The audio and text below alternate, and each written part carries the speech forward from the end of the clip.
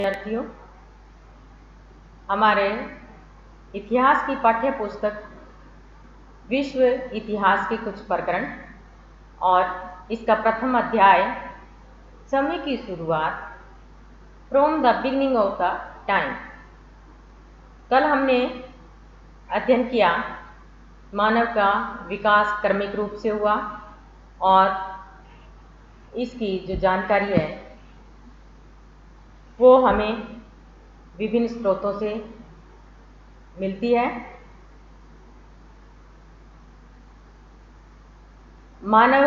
आदि मानव के जो अवशेष अस्थिपिंजर, खोपड़ी, गुफा चित्र और पत्थर के औजार इत्यादि द्वारा उस काल के मानव के बारे में हमें जानकारी मिलती है।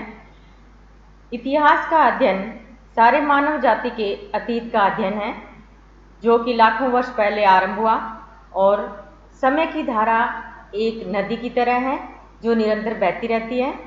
मानव समाज की उपलब्धियों की जानकारी हमें विभिन्न स्रोतों से प्राप्त होती है। मनुष्य के विकास के जिस काल के बारे में हमें लिखित प्रमाण मिले उसे हम ऐतिहासिक काल कहते हैं और परंतु इस धरती पर लिखने की कला के विकसित होने के लाखों वर्ष पहले से रह रहा था मानव और इस काल में भी मानव का विकास हुआ जिसमें हमें लिखित प्रमाण नहीं मिले हैं, तो उस काल को हम इतिहास का पूर्व काल यानी प्रागैतिहासिक काल कहते हैं। मानव जीवन का आरंभ मानव जैसे लोग इस धरती पर लगभग 56 लाख वर्ष पूर्व आए और जो आधुनिक मानव है, आज का मानव जो वैज्ञानिक शब्दावली में जिसे होमो सैपियन कहा जाता है, वह लगभग 1,60,000 वर्ष पूर्व इस धरती पर अस्तित्व में आया और लगभग 8,000 ईस्वी पूर्व तक मानव के जीवन के इस लंबे काल में मनुष्य पौधे, जड़ें खाकर शिकार करके अपना पेट पालता था। मनुष्य पत्थर के औजार बनाता था और तथा एक दूसरे से बातचीत कर सकता था।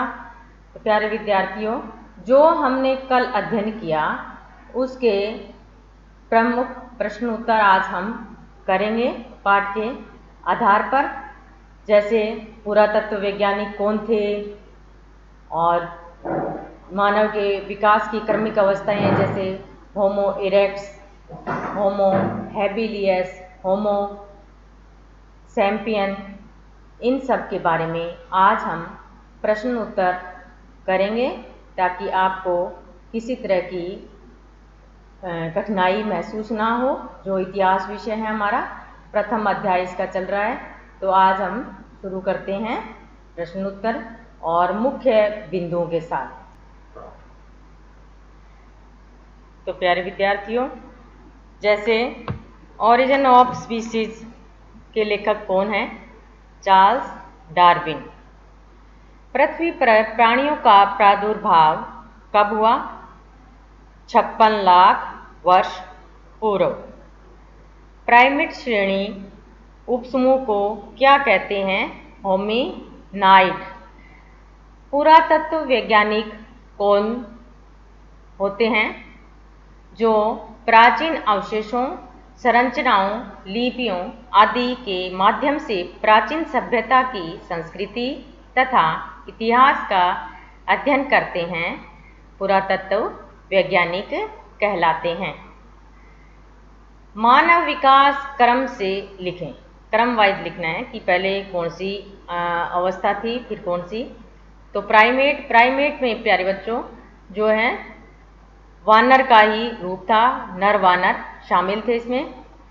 प्राइमेट, फिर आती है ऑस्ट्रेलोपैथिक्स, होमो हैबिलियस, होमो इरेक्टस, होमो सैपियन जो आधुनिक मानव। कार्बन 14 डेटिंग विधि क्या है? यह किसी वस्तु की आयु जानने की वैज्ञानिक विधि है। जीनस क्या है? जीनस शब्द का प्रयोग वंश के अर्थ में किया जाता है, परंतु इतिहास में होमिनिडों की शाखाओं को जीनस कहा जाता है। होमिनाइड से क्या तात्पर्य है? होमोनाइड प्राइमेट श्रेणी का एक उपसमूह है जिसमें वानर अर्थात एप शामिल होते थे। अल्टामीरा क्या है? अल्टामीरा स्पेन में स्थित एक गुफा स्थल है जिसकी छत पर प्राचीन चित्रकारी की गई थी और इन चित्रों के माध्यम से आदिकालीन मानव के बारे में जानकारी प्राप्त होती है। डार्विन द्वारा प्रतिपादित सिद्धांत का क्या नाम था? चार्ल्स डार्विन द्वारा प्रतिपादित सिद्धांत का नाम जीवों के विकास के लिए परिवर्तन तथा संयोग के लिए स्थिर सिद्धांत था और इनकी पुस्तक का नाम ओरिजिन ऑफ स्पीसीज था। पाषाण युग के लोगों की मुख्य प्रवृत्तियां क्या थी? नवपाषाण यानी जब अब नए प्रकार के पत्थर के औजार बनने लगे उस काल को नवपाषाण काल या नवपाषाण युग कहते हैं। और नवपाषाण युग के लोगों के जीवन की मुख्य विशेषताएं निम्न थी।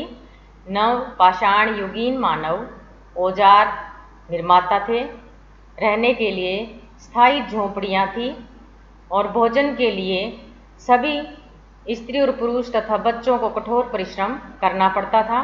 नवपाषाण काल के निवासियों में सामाजिक समभाव का गुण विद्यमान था। अब उनको अपने पारिवारिक रिश्तों के बारे में ध्यान हो गया था और वो एक दूसरे से इसी तरह से भावनाओं के साथ रहने लगे। प्यारे विद्यार्थियों, ये सभी प्रश्न आप करेंगे और हमारा आज का अध्याय जो है पूर्ण हुआ। कल हम निरंतर इसी में आगे चलेंगे। धन्यवाद।